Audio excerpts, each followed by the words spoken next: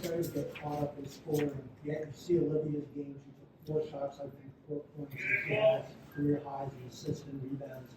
What does that say about her focus, her maturity, that we've seen that growth all year to have a game like that? Is that kind of a lesson for players who, when they don't have their offensive game going, that they can contribute to so many other plays?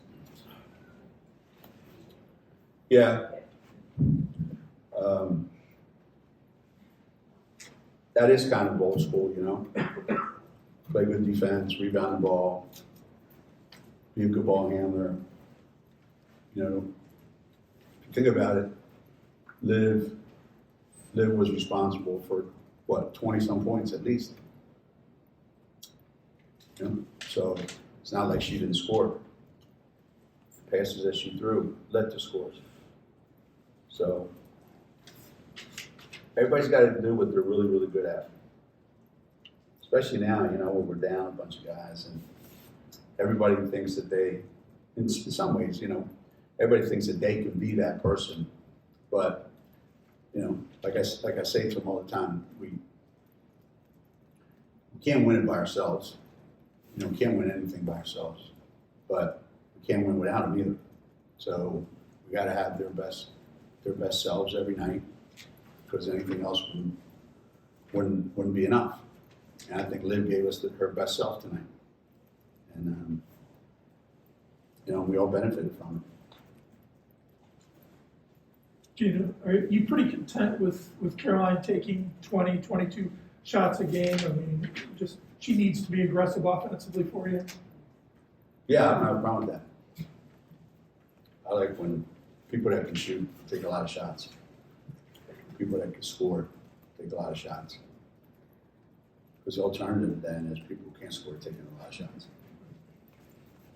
And, you know, shoot or shoot, and score or score. And, you know, we came out of the timeout and ran a couple plays for Caroline specifically, and, you know, she's not afraid of the moments. She just plays. She just plays. Silver lining, right? Who would have thought that she'd be doing this?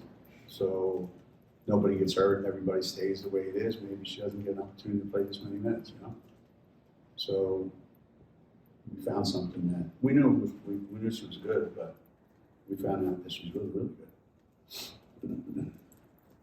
Geno, you guys had a double-digit lead. They cut it to 8. I know fourth quarters have been a problem at times, but your team obviously came out of that timeout and really took care of business at the end. So it felt like a little bit of a streaky game overall, but what did you see about how they responded?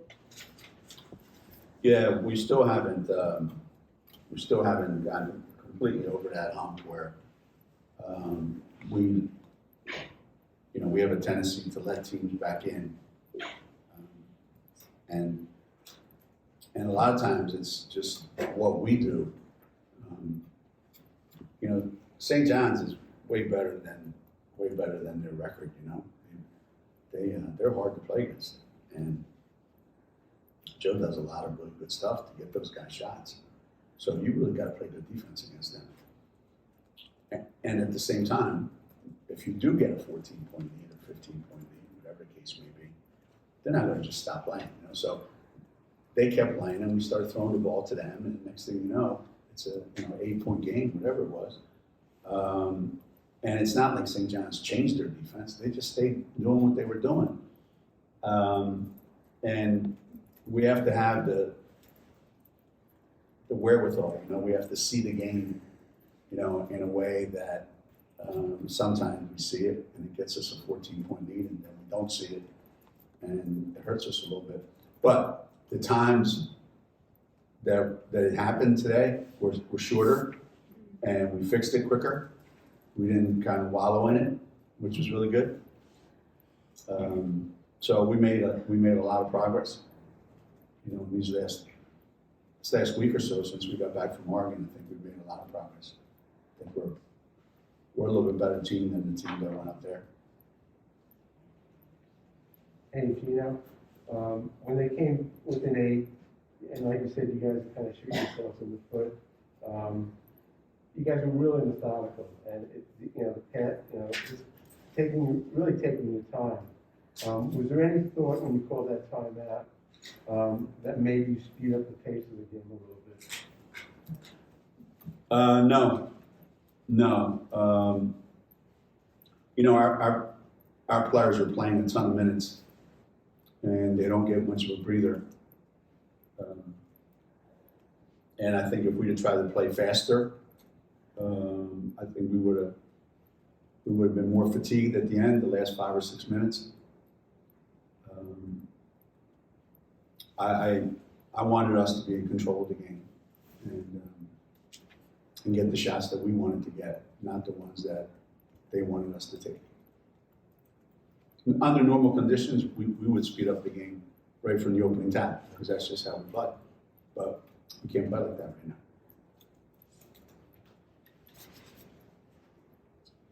Hey Geno, congrats on the win. I just wanted to check in on this idea of identity. We had asked you about this, I think it was right when you all had come off the COVID stall, but now after a bunch of games and 2 wins in a row, what would you say is sort of the evolving identity of this team? We're fighting our way through it. We're certainly not perfect. We're certainly not flawless. We don't have all the answers for everything, but we're pretty gritty. It's 2 games in a row now where we doubled up on the rebounding, where we've got twice as many as the other team. And that's just work, that's work.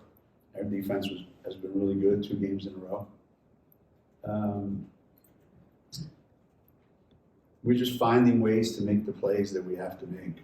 There's no, I've had teams where the identity was, the way I used to talk about, we look like, a Stanley Cup ice hockey team. We just flowed up and down the court. Whoever touched the ball was really, really good with it. Nobody could keep up with our pace. Everybody was really smart at where the ball was going. And the identity that we had then, and even at times last year when Paige was obviously being Paige. And now when you watch us play, there isn't that same smooth flow, but we're finding ways to win, and that's so the identity is,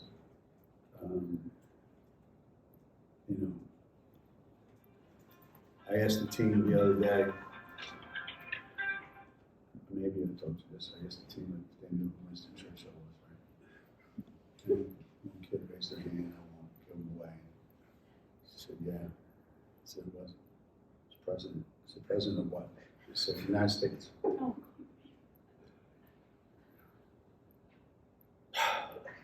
So I had to explain, who Winston Churchill was, and he said, I said, we're in a bad place right now. I told him, I said, we're in a bad place. I said, you guys are in a bad place mentally, we're in a bad place physically. It's like we're going through hell right now. And his great comment when it was all falling apart was, when you're going through hell, keep going.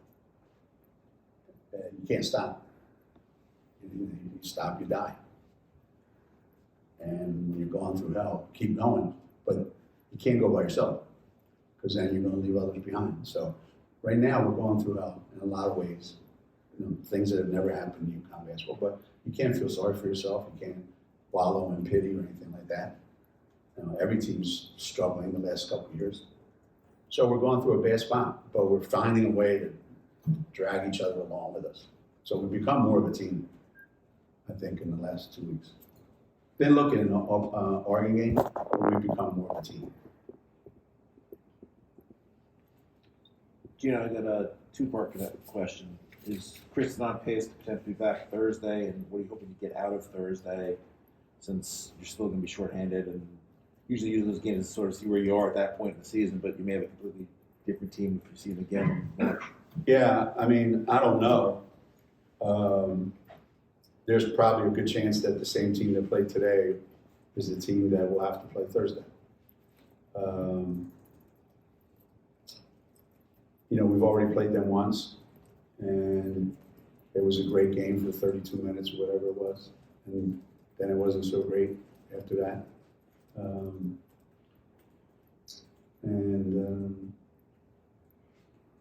I'm sure they're a lot better than they were then. We're not, but every game's a challenge, and I think the more of those challenges that you put yourself in, the more you learn about yourself, the more you learn about your team, and regardless, that's why you play those games. We've always played those games for that reason, for the challenge that it brings. A little off topic, Doug Bruno was nominated as finalist for the Women's Basketball Hall of Fame. Could you state what his case is to the interim? Well, it's like when they name an all-star team, right? And they leave somebody off. And you say, they should be in. And you go, well, who should I take out to put them in? So nobody deserves to come out of the Hall of Fame that's in the Hall of Fame. But the fact that it's taken this long for him to get into the Hall of Fame, I have a lot of questions I would ask the Hall of Fame voters. So hopefully they're coming to their senses now. And I don't know, I don't know. A lot of people have given a lot to the game of basketball, more than we can count over the years. This is the 50th anniversary of Immaculata's 3-year run, 72, 73, 74. They started that. A lot of people have given a lot to women's basketball. I can't think of anybody who's given more in every way. As a coach, as a mentor to all these kids, as how he's grown the game in the Chicago area. There isn't a kid that's ever touched the basketball within 6 hours of Chicago that hasn't gone to Doug Bruno's basketball camp. The guy's a basketball junkie, he's a basketball lifer, and I don't get a vote. They didn't ask me to vote, but it'd be like my vote for mayor of Manchester. I'd just go to all the polling places, vote once, hit each one, and make sure that the guy I want wins.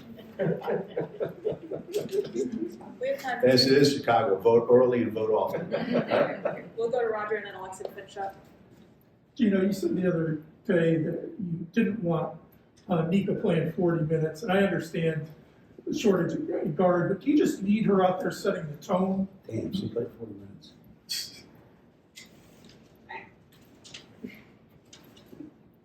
Yeah. Well, first of all, you certainly notice her when she's on the floor, right? There's a presence that she has, and in a way that very few people do. So it doesn't have to translate into points or rebounds or steal, but she had 5 rebounds, 4 steals, 4 assists. She just does. She does the little things that excuse me, keep a team, together. And I don't want to play her 40 minutes. I don't. I really don't. And I'm hoping that when Kristen comes back, that we can get back to a normal amount of minutes for her. So I keep her out of practice a lot. So she doesn't use up those minutes in practice. It just gets me in games. That's the best we can do right now. Gino, can you clarify, since we did obviously see Kristen here, is she able to practice at all with the team? Like, what's kind of the next step for her? And then also just to see Aubrey back with the team. I know the kids were really happy for that. Yeah. You know, the whole COVID protocol thing, you know, before you can practice, you have to go through a period to get reacclimated, I guess they call it, whatever that is. And I think that's usually 4 or 5 days. And then I don't know whether you can play the 5th day, the 6th day, I don't know.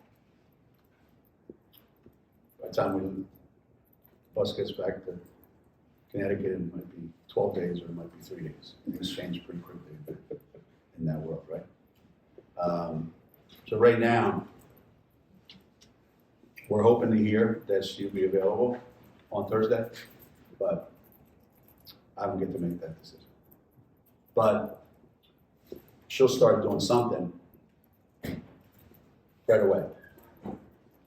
She'll start doing something right away. Anything on Aubrey? Okay. And Aubrey, Yeah, just have her she's back. walking around with her cane, you know, and it's her grandmom, she said. She borrowed her grandmom's cane. She said she feels better than she's felt in a long time. And she's had it for quite some time, obviously. And her father had it, so she thinks maybe there's, you know, some family connection there or whatever.